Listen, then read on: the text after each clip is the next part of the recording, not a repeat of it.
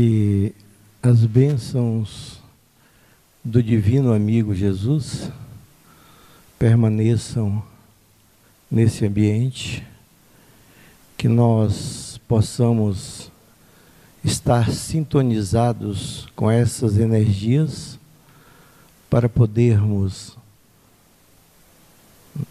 auferirmos os benefícios decorrentes da programação espiritual. Esse encontro objetiva sempre, além do esclarecimento, que é um dos objetivos principais da doutrina espírita, esclarecer e consolar, nos informando as razões pelas quais nos encontramos aqui reencarnados nesse planeta, nos esclarecendo sobre as dificuldades que ainda precisamos enfrentá-las para a aprendizagem que é necessária para a nossa evolução.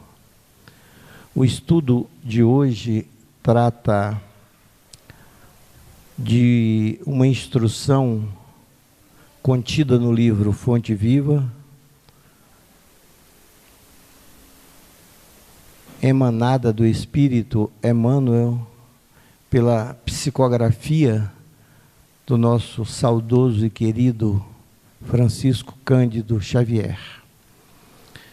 E se reporta a lição a uma instrução do apóstolo Paulo, contido em Gálatas, capítulo 6, versículo 1, onde ele instrui: irmãos, se algum homem chegar a ser surpreendido em alguma ofensa, vós, que sois espirituais, orientai-o com espírito de mansidão, velando por vós mesmos, para que não sejais igualmente tentados.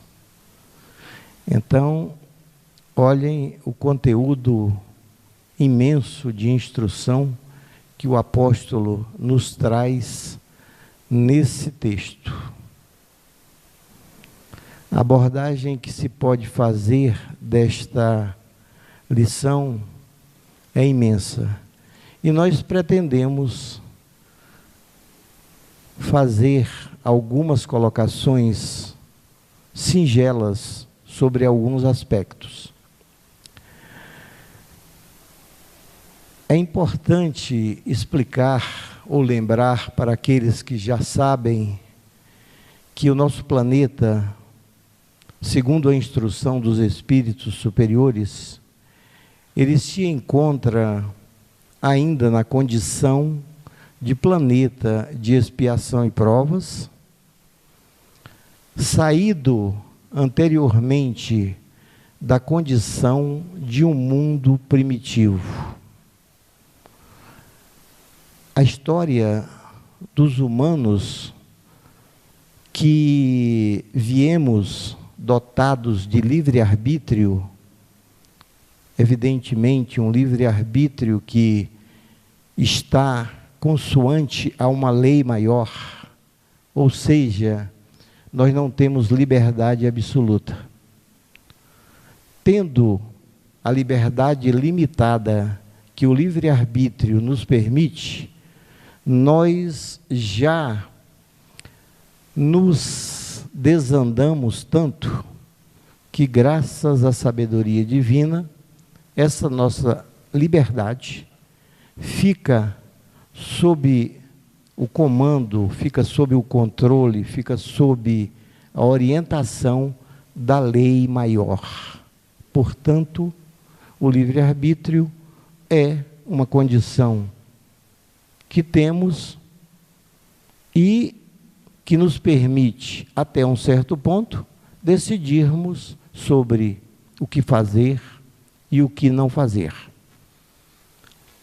O planeta, como dizíamos, está ainda na condição de mundo de expiação e provas, mas já num período de transição. E é por isso que tanto se fala sobre a transição planetária, sobre a separação do joio do trigo. Jesus, nas suas instruções, no seu evangelho, também aborda em muitos momentos sobre essa questão. Após essa transição, nós nos encaminharemos para um mundo de regeneração. E segundo Zilda Gama, numa obra editada pela Federação Espírita Brasileira, a regeneração é o alvo absoluto da existência humana. Assim é que ela fala, assim é que ela ensina no livro Dor Suprema. Então, o nosso tema hoje aborda essa questão importantíssima para as nossas vidas. É claro que, sob inúmeros aspectos, a doutrina sempre está trazendo temas que se voltam para isso, para nos ensinar a convivermos uns com os outros, nos ensinar a compreendermos, que é um aspecto também dessa lição, nos ensinar a perdoar, sobretudo nos ensinar a cooperar e amar. E o nosso estágio ainda, no nosso estágio ainda, a questão da cooperação ainda está numa fase primária de aprendizagem. Tanto é que todos os temas, em todos os campos, nós vemos sempre a disputa. Quem foi o primeiro? Quem é o primeiro? Quem é o primeiro lugar? Quem é o campeão? Quem é o vice-campeão? Quer dizer, é esse estado de fricção que ainda nos excita, que ainda nos atrai, que ainda toma a nossa atenção. No campo da cooperação, embora já estejamos fazendo alguma coisa, já estejamos aprendendo alguma coisa sobre isso, mas ainda estamos vibrando com o circo, ainda estamos vibrando com a disputa, ainda estamos querendo saber quem é o melhor. E o mais delicado é que os temas e as questões que aparecem, mesmo, na maioria, as que nos tomam mais a atenção, são questões de menor importância. Estão no campo da distração. Então, um evento de um campeonato mundial leva milhões de pessoas que saem do planeta inteiro e se voltam. Eu estou falando de milhões, mas são bilhões. O último campeonato mundial foi apresentado ao planeta para aproximadamente mais de 5 bilhões de pessoas. Estavam à frente dos televisores, vendo qual a região, qual o país era o que ganhava, qual era o que estava se desenvolvendo melhor, nas disputas para se tornar o campeão. Observem bem, nós ainda temos essa necessidade emocional de nos envolvermos com essas situações. A novela das 9 coloca na sua trama o tempo todo uma disputa para mostrar esses aspectos da competição e de quem vai sair ganhando. Mas não é só isso. Todas as coisas que mais atraem a humanidade, elas estão ainda nesse campo. É importante que nós reflitamos sobre isso, porque isto normalmente chama a nossa atenção. Isso normalmente nos distrai. Isso normalmente nos tira de uma reflexão mais necessária, mais importante, e nos deixa ao sabor da mídia, ao sabor dos condutores do planeta, que nos conduzem para consumir os produtos, eleger os governantes, fazer as nossas aplicações, e tudo dentro de um campo de condução de massas. E aí nós ficamos como massas de manobra. E a doutrina espírita, ela nos convoca a uma reflexão sobre isso. Precisamos de atenção, precisamos de saber a consequência das nossas ações, dos nossos pensamentos. Muitas são as vezes em que nos deparamos repetindo refrões, músicas de nenhum valor significativo, ao contrário. Todos esses movimentos que são quase todos os movimentos que nos são apresentados pelos meios de comunicação, é para o que nós já sabemos. É para nos tirar de nós mesmos, sairmos das nossas questões, e nós que certamente temos muitas questões, porque estamos nos relacionando, temos coisas a aprender, e ficamos aqui discutindo as coisas dos outros. Agora, na semana passada, por exemplo, o mundo se voltou para o Oscar. Olhem bem, quantos milhões de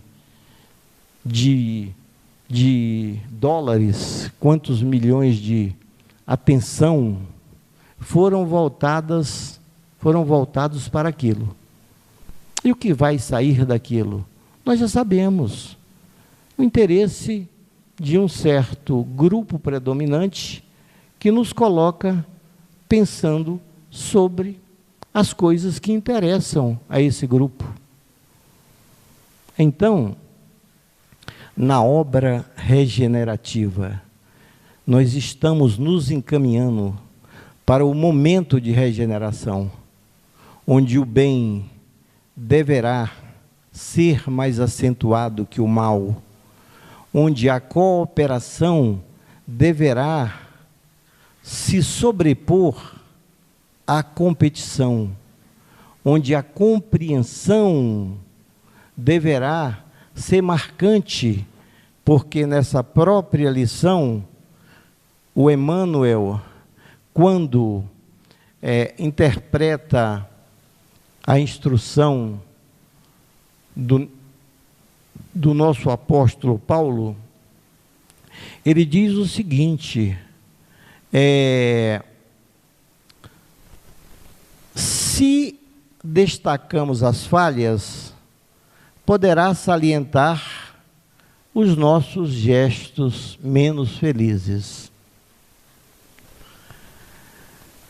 Se opinamos para que aquele que está, a nosso ver, em erro, sofra o mesmo mal com que feriu a outrem, apenas aumentamos a percentagem do mal em nosso derredor.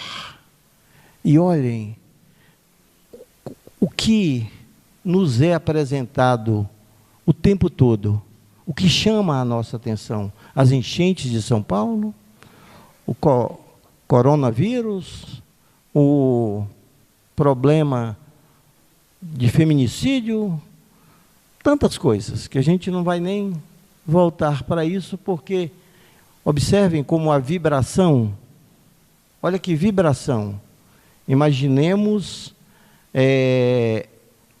estágios vibratórios.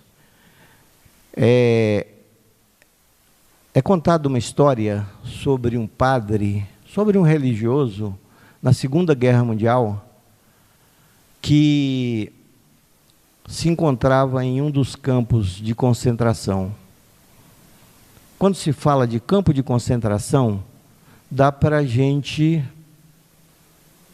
perceber, na própria palavra, o peso daquilo, a dor daquilo, o sofrimento daquilo. E nesse campo de concentração, algumas pessoas se comportaram inadequadamente. E como os dirigentes do campo tinham poder de vida e morte, resolveram levar à morte, se bem que isso era uma palavra que pouco valia num campo de concentração, a vida, dá para a gente imaginar o valor da vida num campo de concentração, onde algumas criaturas estão submetidas a uma tal situação que torcem para que não sejam sacrificadas a qualquer instante. E outras esperam ansiosamente que isso aconteça. Tem um psiquiatra americano, um psiquiatra judeu, que morava na Alemanha na Segunda Guerra Mundial. O nome não estou lembrado nesse momento, mas ele escreveu um best-seller muito famoso, com milhões de exemplares vendidos no mundo inteiro. Tem o título de Buscando o Sentido da Vida. E ele apresentava essas três questões. Olhe como é paradoxal. Olhemos como é paradoxal. Pessoas que morriam de medo de morrer. Pessoas que ansiavam pela morte e que só não se suicidavam, porque muitas se suicidavam no campo de concentração, só não se suicidavam por respeito ao Criador, por respeito à vida, por respeito à espiritualidade. Essas criaturas já sabiam que tinha uma razão para estarem naquela condição e que, portanto, não iam por conta própria, tirarem suas próprias vidas. Observem bem, mas o aspecto que aquele autor queria trazer, e ele viveu no campo de concentração, ele dizia então que do mesmo lado que uma pessoa que estava preocupadíssima em não morrer, existiam outras que estavam ansiosamente esperando que a vida fosse, que elas morressem. O paradoxo da vida, a questão da mente humana. E é exatamente por essa questão que Jesus recomenda que a gente não deve julgar. Nós não temos discernimento, nós não temos sabedoria, nós não temos conhecimento para julgar nada.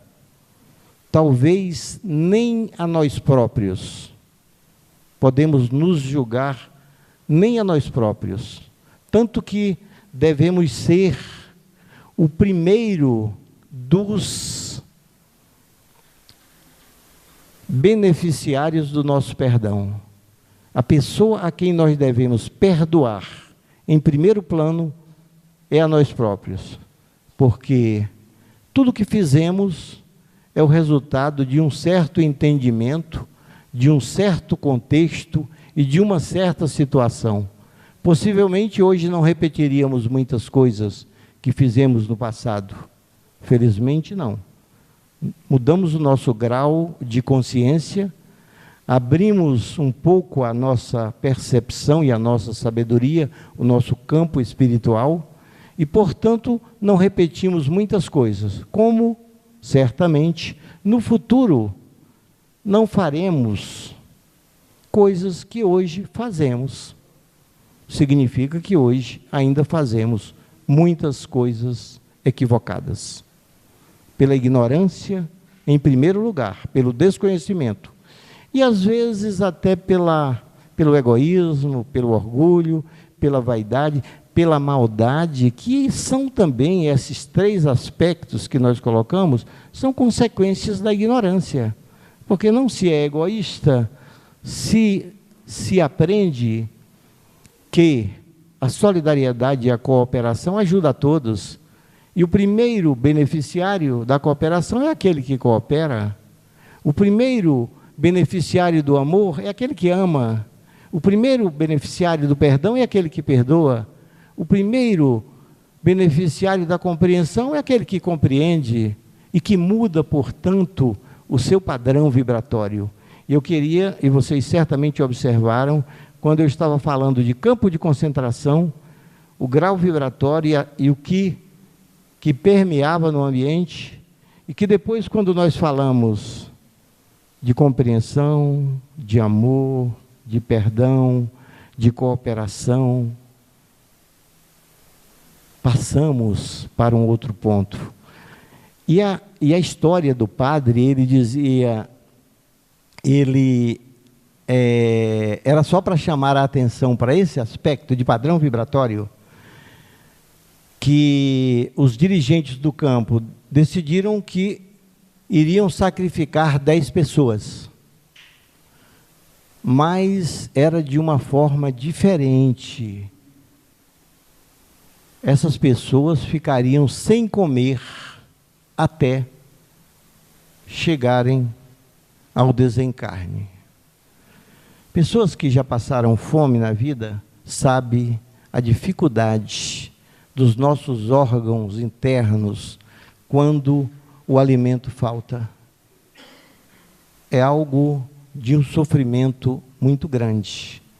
Algumas pessoas mais educadas e que aprendem a lidar com isso, podem não sofrer tanto. Existem técnicas para isso. Existe meditação, existem atitudes que os orientais têm grande experiência nisso, e que isso para eles, para alguns deles, pode não ser tão grave, mas para as pessoas normais, para as pessoas comuns, tem gente que chega a hora de almoçar, e se ela não tiver o almoço pronto ali, ela não sabe mais fazer nada. Ela para tudo. Não, enquanto não almoçar, eu não vou mais funcionar. É um problema orgânico, mas é sobretudo não só orgânico, mas é também psicológico, emocional, condicionado, porque somos criaturas ainda condicionadas e que vivemos num automatismo muito, muito grave. E então esse padre, eu vou acelerar, vou concluir a nossa história, porque o tempo está nos convocando para isso. Ele, como uma das pessoas que foram escolhidas para ficarem com fome até morrer, falou que não podia se submeter àquilo, porque era ainda jovem e tinha uma família para cuidar. Olhem a colocação dele. E foi onde entrou a colocação desse religioso, que levantou a mão e perguntou se poderia se oferecer para ficar no lugar daquele jovem que estava sendo condenado à morte.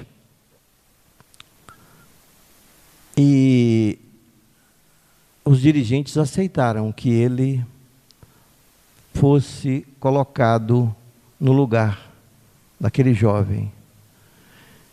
Isso parece uma coisa muito simples, no lugar onde morriam muitas pessoas a cada instante, a cada minuto, a cada segundo, elas morriam de todo jeito e eram assassinadas também nos campos de concentração. Mas aquela atitude de generosidade, aquela atitude de compreensão, aquela atitude de sacrifício e de amor daquele religioso que se colocou para a morte no lugar do outro, sensibilizou aquele espaço e aquele grupo, e que a vida naquele campo de concentração mudou o padrão vibratório a partir daquele momento. Um ato de amor é capaz de mudar a história. Se nós formos a Jesus, se nós formos a Francisco de Assis, a Mahatma Gandhi, a tantos desses que se doaram por amor à humanidade, nós podemos constatar isso. E olhem como isso muda o nosso padrão vibratório. Esses exemplos, essas atitudes, esses pontos. Nós queremos que isto seja guardado no coração de cada um de nós, para que isso possa nos fortalecer na nossa obra regenerativa, onde nós possamos trocar a competição pela cooperação, a incompreensão pela compreensão, o ódio trocarmos pelo perdão, construindo o amor que precisamos ter na nossa vida, na nossa obra de regeneração de nós próprios e do planeta. Obrigado a todos.